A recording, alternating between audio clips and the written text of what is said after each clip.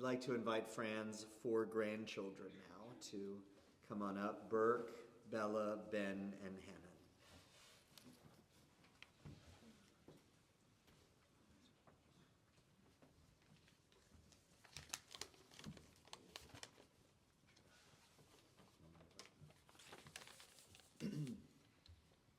With all due respect to everyone I love sitting in front of me, Grandma was absolutely my favorite person on earth.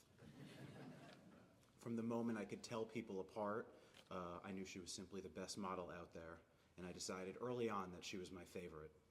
When asked to write an essay in elementary school about my favorite person, I quickly made peace with offending many of you and decided that it was just obviously her.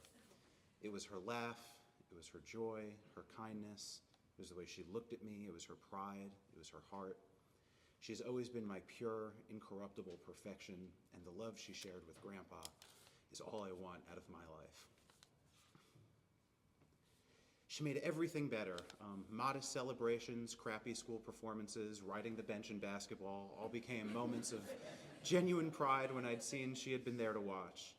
Brutally boring temple services became tolerable because I had her hand to hold, her ring to play with, her skin to pinch and watch slowly relax back into form, and this, I admit, could stretch on for hours. She was simply happy I was happy, proud to be holding my hand. Even as her illness stole her slowly, she so often reverted to her true form, at least with me, with all of us. As easy an audience as exists, she'd laugh at my nonsense, my noises, my accents, my turns of phrase, often far less clever than I might have imagined. Last year, I had her in fits for well over an hour. Bella and Ellen can attest. Something with a stuffed doll. It was a cat that could speak. I don't know. My riffs have escaped me, but her joy remains front and center. I realized last night as I was writing this that she had a strange affinity for objects that could speak. She sent me off to camp with a pen that you could click, and it would spout out some of Stewie Griffin from Family Guy's hottest phrases. Blast, you vile woman. What the deuce? Hey, mother, I came bearing a gift. I'll give you a hint. It's in my diaper, and it's not a toaster. A few of you might remember the purple frog she gave one of us for one of our birthdays that wrapped 50 cents into club, because some of the lyrics are, go shawty, it's your birthday, we gonna party like it's your birthday. She had no context for these items. All she thought was, here is something that will make them smile. And she was right. I've written versions of this speech in my head while awake at night for years now, knowing what was coming. I wish I wrote those drafts down. I'm sure they're better than what I came up with last night at 1 a.m. after days of denial and procrastination. But before she was sick, I would lay in bed imagining something totally different. Some sort of wild professional success would come my way. Perhaps something I'd made would be on a screen, maybe in a theater. Beautifully gowned and suited people would surround me as I sat nervously waiting for my name to be called and an award thrown my way. And in the madness of me trying to find the right words to thank all of my collaborators and my peers, my fans, my family, all while inspiring a generation of children watching me at home, 2 people would be next to me grounding me. My mother, of course, and Granny Franny, overwhelmed but proud to be holding my hand. She'd be twisting Grandpa's ring on my finger, pinching my skin as we waited for my name to be called. Not having her for the highs to come is such a loss. It's not at all how I would have scripted things. But what a surpassing privilege to have had her as mine. What a joy to have shared her with all of you in this room. I'll remember her laugh, her joy, her kindness, her pride, the way she looked at me, her heart for the rest of my life. What a privilege to have had her as mine. My favorite until the world ends, until time simply stops, and then for a few moments longer. My life's work is to make you proud. I love you, Grandma.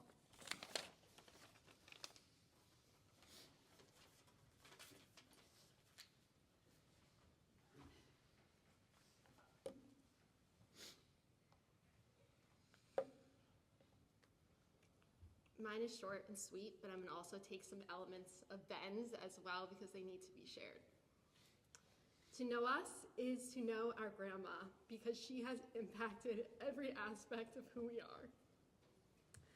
Living down the street, it was a given that we would see Grandma every day. She was at every soccer game, every play, every camp visiting day. Even the little things like Monday to Friday daily dinners followed by Haagen-Dazs caramel cone, of course. When her memory began to fade, we got to hear her innermost thoughts. Every single one was a compliment, a kind thought, an expression of gratitude. This to us is proof positive that she really was completely and purely wonderful.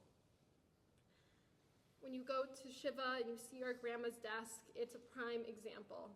It's filled with all of these little reminders that embody who she was. There's these post-it notes with so many of your names, with these little hearts written around them. This to us is just proof positive that she really was completely and purely wonderful. I love that. We aspire to be as genuinely kind and generously loving as our grandma. Grandma, as you would always say, hugs and kisses, and more kisses and hugs. We love you. And as I mentioned, there's some things I just want to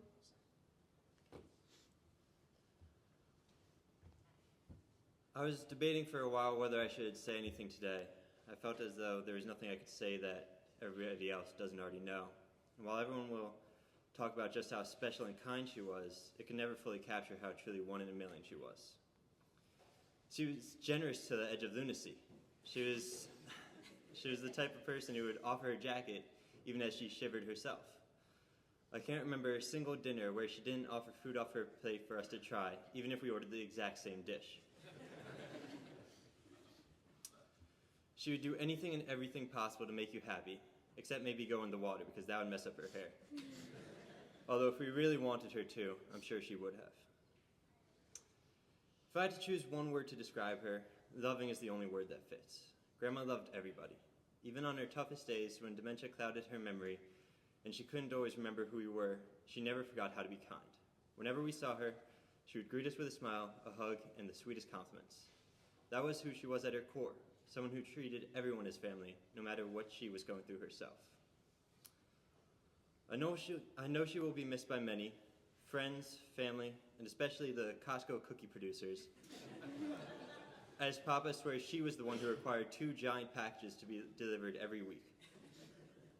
Grandma, I love you so much, and will miss you more than words can ever express.